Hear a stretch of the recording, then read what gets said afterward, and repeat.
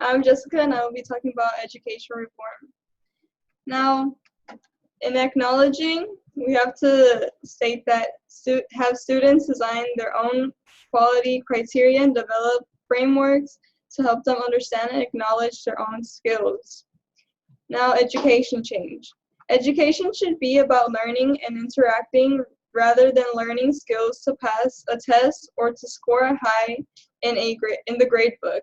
This can be possible with changing around the educational system methods.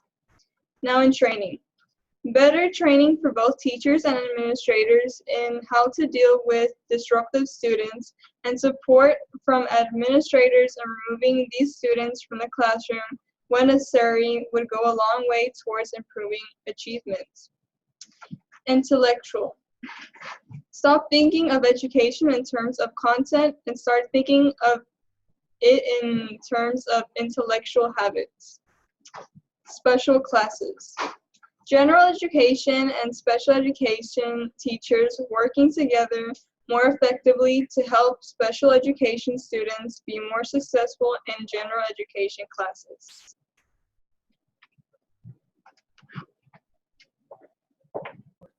Hi, I'm Abigail Mendieta, and I'll be talking about the educational reform. The education reform in high school. The performance of high schools around the country is receiving a significant amount of attention from state and federal policymakers, business interests, and communities as we continue to learn more about the challenges our education system is facing in the new global economy. Some problems we have is that according to the editorial projects and education research centers, some 70% of students nationally graduate from high school on time, but a little more than half of African American and Hispanic students can earn diplomas with their peers. Issues. Too many high school graduates are not educationally prepared for post-secondary education or training, nor are they prepared to be competitive in the workforce. In a survey by Achieve Inc., college instructors estimated that more than 70% of high school graduates are not ready for college courses, and up to 30% of first-year post-secondary education students must take remedial courses. Improvements. High schools are being asked to revamp their curriculum and methodology and teacher and student relationships paradigm in order to better serve the needs of students, communities, and our state and local economies.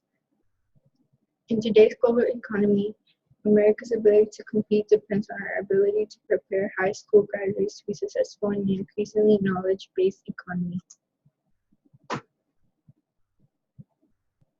What we can do, we can change the way we do stuff around the school for the better of the students in the school.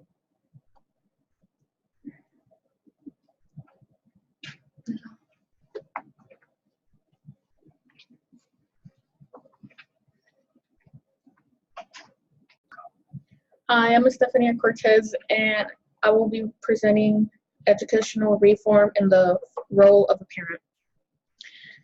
Well, first, we have to be responsible for every education of our own child, and it's easy to say that we care about our child's education, but we have to show it. Education reform has a lot to do with schools, but ultimately it starts at home.